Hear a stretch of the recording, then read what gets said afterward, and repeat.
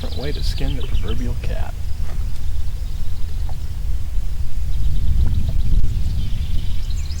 But the number one thing is fish with confidence. If you have a confidence in a bait, you're going to fish a lot better, because you're going to put it in places where it wants to be and how it wants to be fished. And if there are fish there, then that's the last component of it, right? Or if they are there and if they want to bite. If that makes any sense at all. Which is why I think it's important to learn how to fish all different kinds of fish.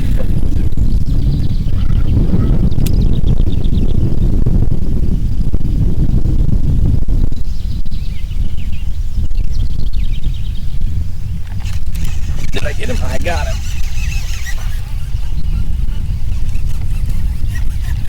Oh! He sideswiped it and I thonked him. But I didn't thonk him hard enough. I knew that was not a great hook set. But that, or I'm finding all the small ones today. We'll just go with I'm finding the small ones today. Make myself feel better. Sometimes you gotta do that.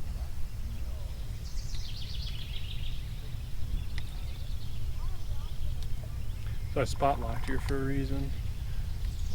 First reason is I just missed like 3 fish in 100 yards. Second reason is the next 100 yards looks just as good.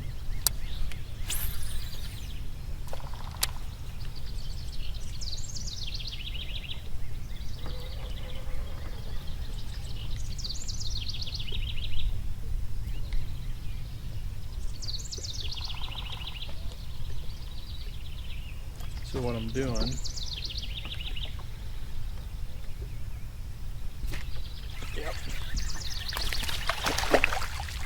is swimming it slow, and then I get to that certain depth where they've been hitting me, and then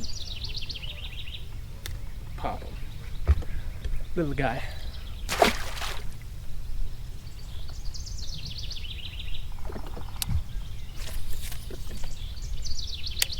So, steep ledge.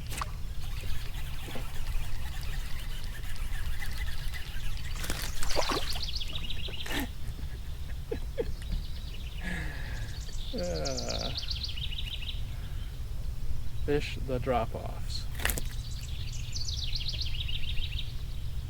Let me take it out of your face.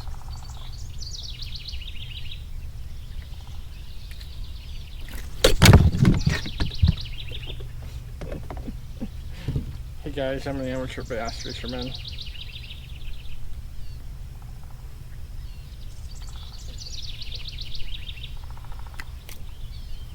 Look at me go.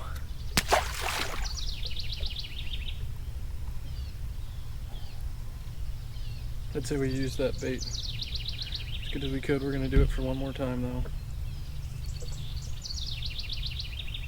Oh, there's nothing left of that one. Just kidding.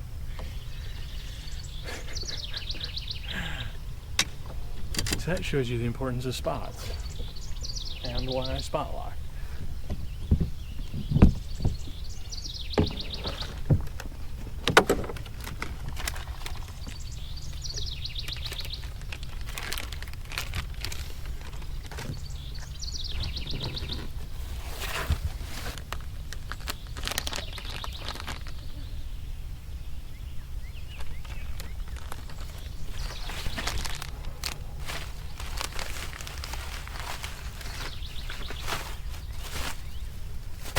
Alright, so we're going to go to more, of a double beaver tail. So I was using a green sunfish pattern.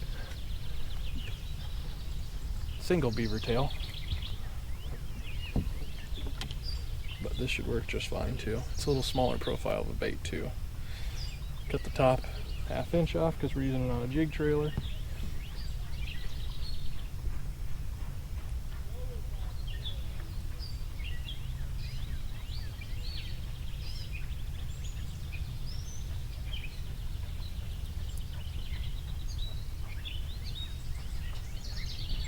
Juicy.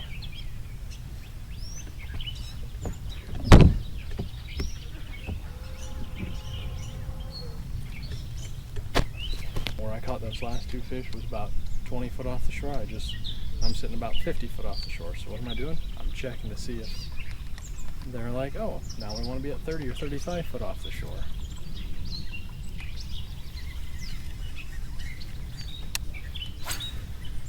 Let's see if that one that I epically screwed up comes back.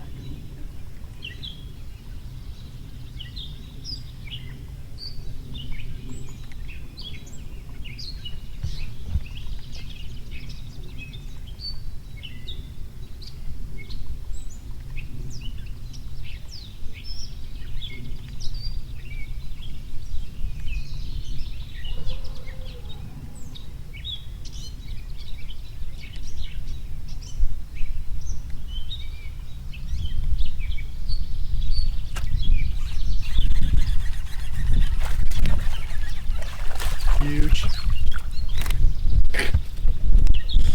I am on the dink squad today, guys. Just call me Dinkiest Squadliest. Look at how huge he looks. That's gonna be my thumbnail. That was an expert stop right there. I don't know if you saw that, but I was inside that tree. I was like, nope, not today, tree. Not today.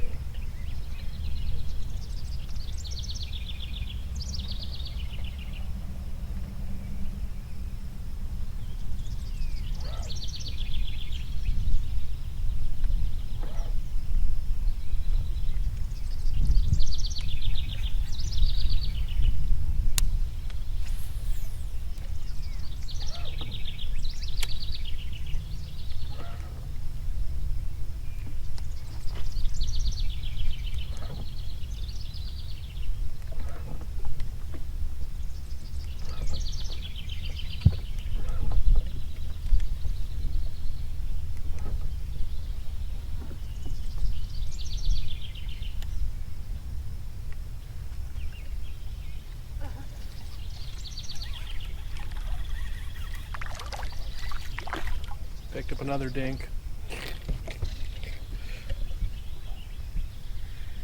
Where have all the big ones gone? Well, I will tell you where all the big ones have gone. Probably gotten harvested. And we're left with next year's spawn. Which is why catch and release is so important. Now I'm lit up like a Christmas tree. See, this is proper lighting. If you can look at my amazing face. Like, put us back on the head cam.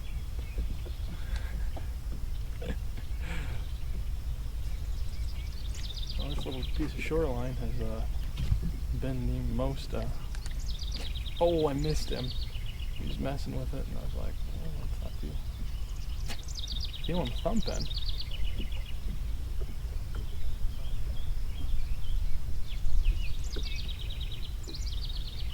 There, we got him.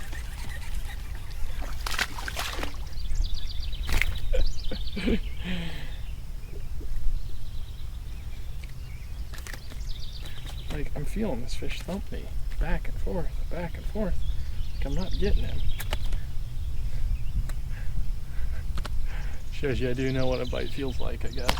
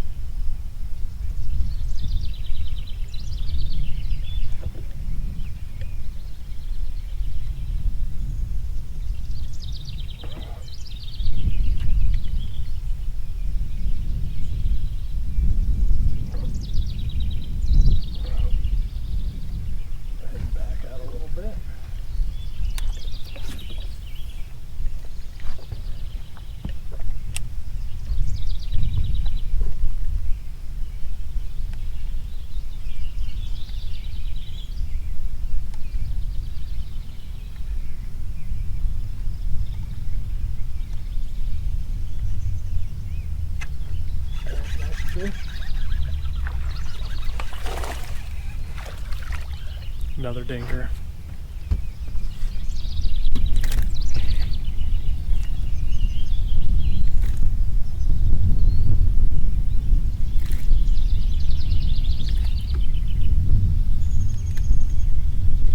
better one.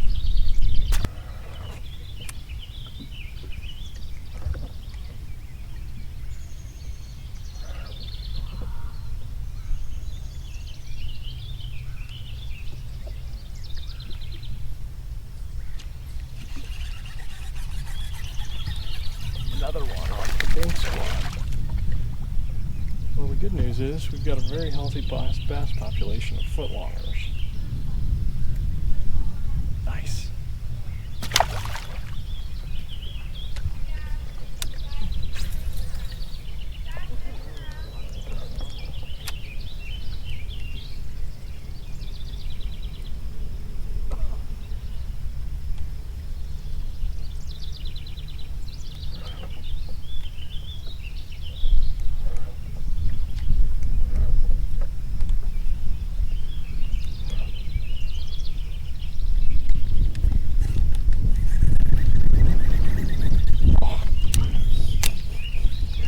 Didn't seize these littler bites, but I was like, I just got one. It was just weeds. There was no bite.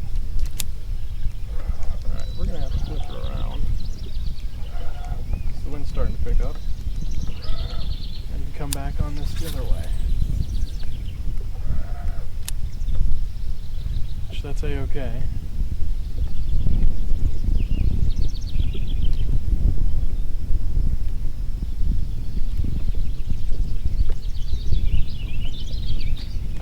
Missed him.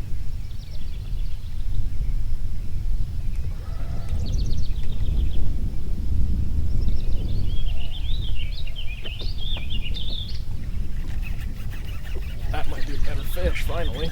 Nope. He was just wrapped. Look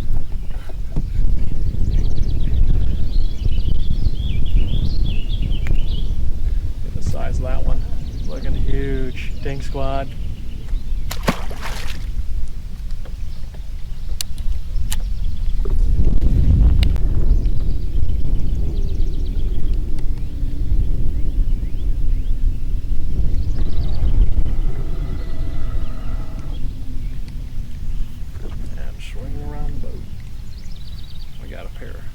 Geezers here. Combat fishing in finals.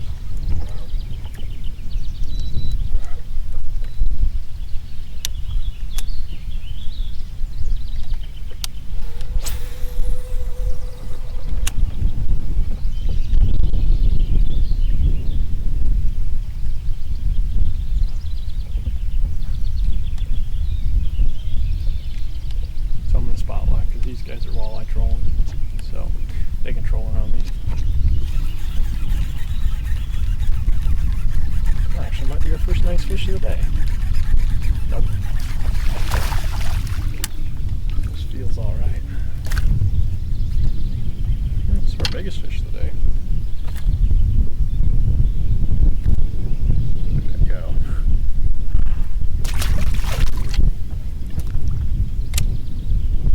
How we doing today? Gonna get hot fast.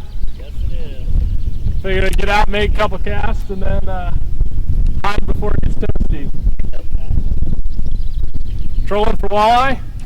Going for anything that bites. Anything that bites. Hey, I like it. Well, I've only been finding the little guys. Haven't found any eyes yet, so. Yeah, the eyes in here aren't quite big enough to keep yet. It depends on who you ask. I see a lot of guys throwing 14 inches, and it's like, if you let them sit for another couple months, they'll be 16 or 17. Yeah, you don't have 14, you don't ever have any 16. I 100% agree.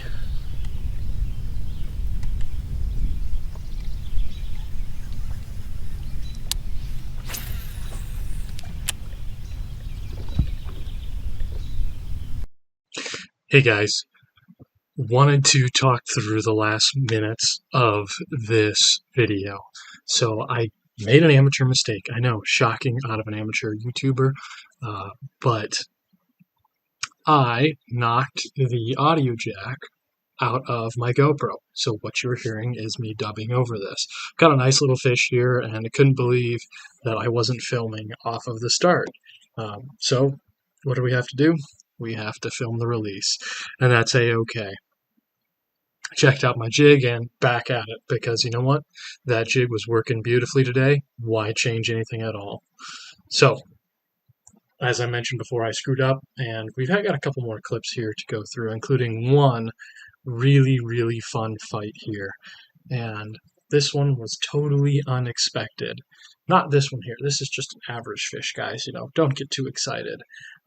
But this next fish, I really felt that I had hooked the possible next state record because I didn't realize what kind of fish that I actually had caught. Anyway, we will give it about another 10 seconds here because I am approaching the honey hole and I don't even know it yet.